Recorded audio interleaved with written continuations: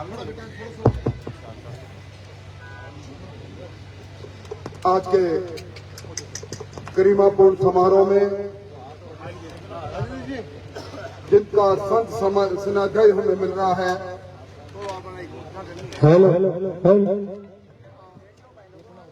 परम पूज्य संत समताराम जी महाराज साहब इस कार्यक्रम के मुख्य अतिथि, भारत सरकार के मंत्री सम्मान्य अर्जुन जी मेघवाल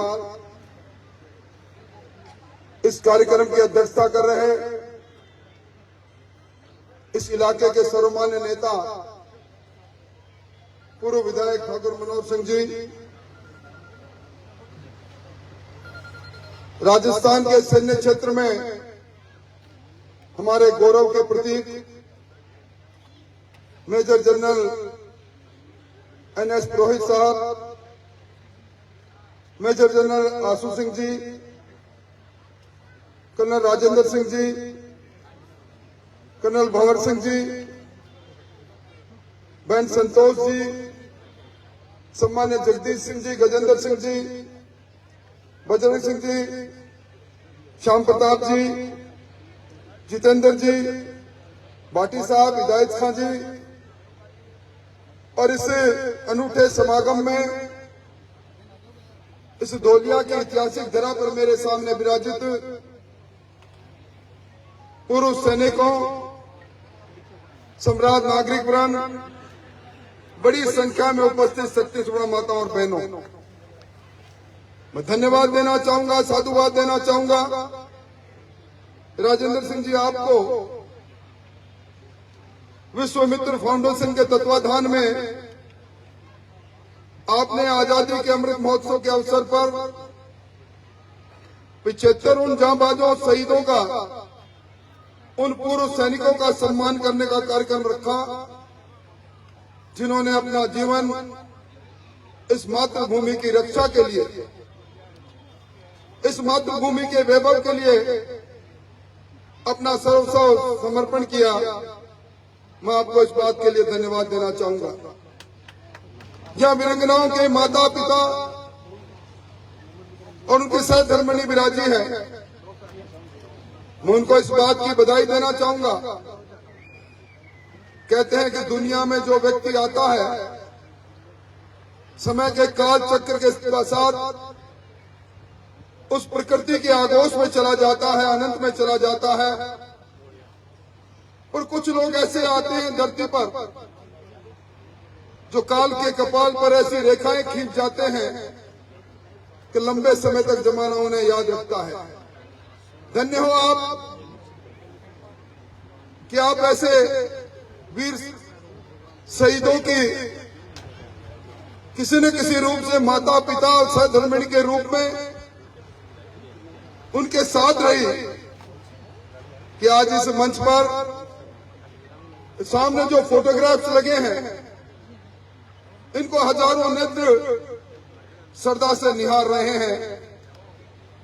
इसीलिए कहा है शहीदों की चिताओं पर लगेंगे हर वर्ष मेले, वतन पर मर मिटने वालों का यही बाकी निशान होगा। ये निशान हम देख रहे हैं।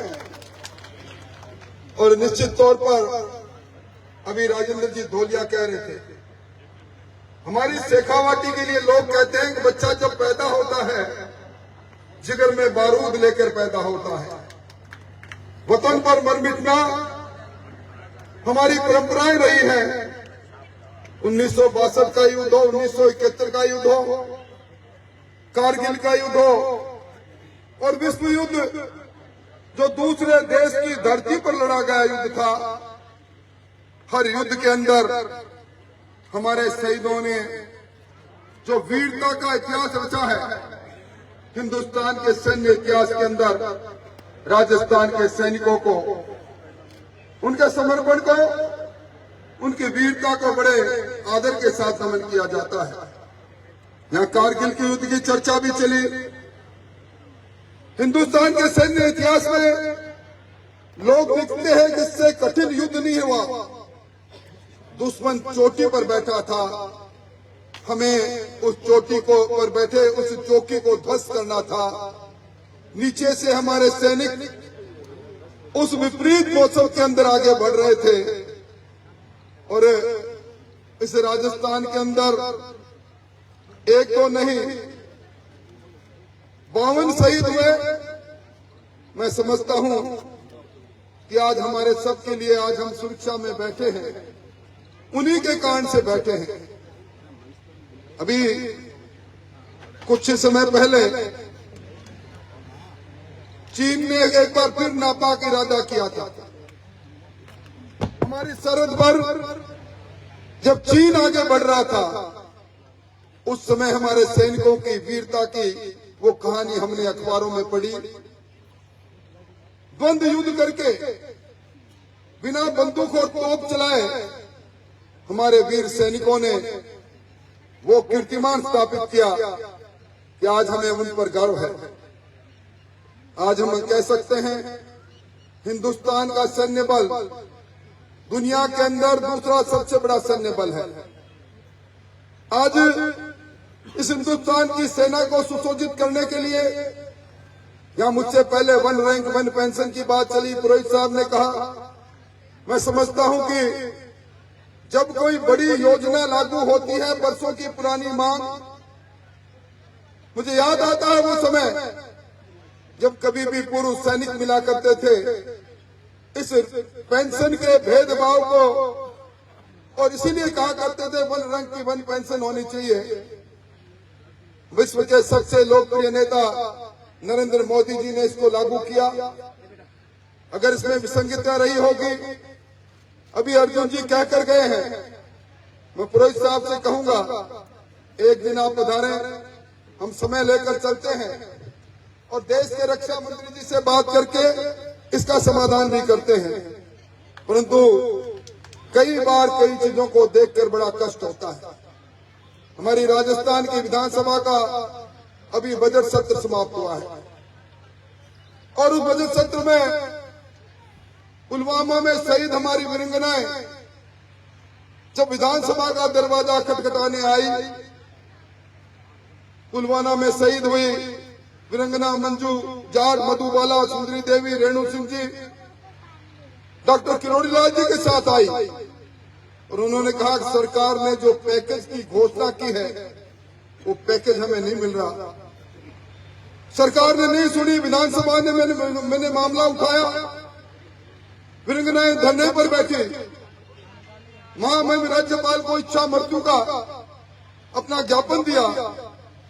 मुझे बड़ी पीड़ा हुई और उससे बड़ी पीड़ा उस वक्त हुई जब वीरांगनाओं के अपमान को मैंने सिविल लाइंस के उस सड़क पर होते देखा। ये सम्मान की बात है, आज इससे बड़ी दुखदायी बात हो नहीं सकती।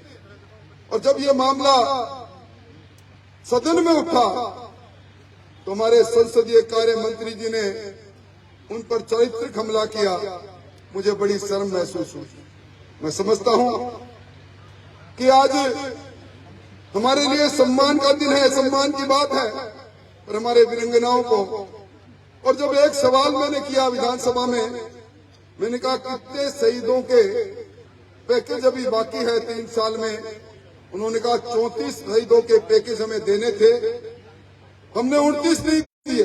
अभी बालोतरा की घटना भी हमारे सामने है।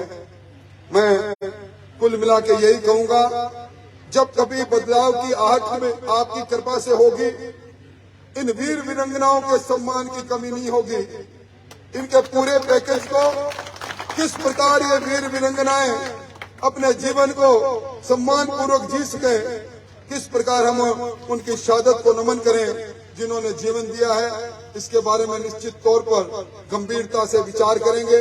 आप सब लोग इस शानदार कार्यक्रम के साक्षी बनने के लिए आए, आपका आभार व्यक्त करते हुए इस लाडलू क्षेत्र में कई बार आने का मौका मिला है, पर इस बदलाव के समय में आप सब लोग हमारा सहयोग करोगे। मैं बहुत कुछ कहना चाहता था पर इस मंच पर कहूंगा तो बात दूर तक चली जाएगी, इसलिए मेरी बात का इशारा ही बहुत है। आप सब लोग आए, इतनी बड़ी संख्या में आए। राजेंद्र सिंह जी, आपने शानदार कार्यक्रम किया, आदित्य कार्यक्रम किया और संत शिरोमणि समताराम जी के अध्यक्षता में कार्यक्रम किया।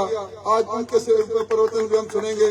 आपको धन्यवाद देते हुए अपनी बात को समाप्त करता हूँ। आपका प्यार स्नेह इसी प्रकार मिलता रहेगा।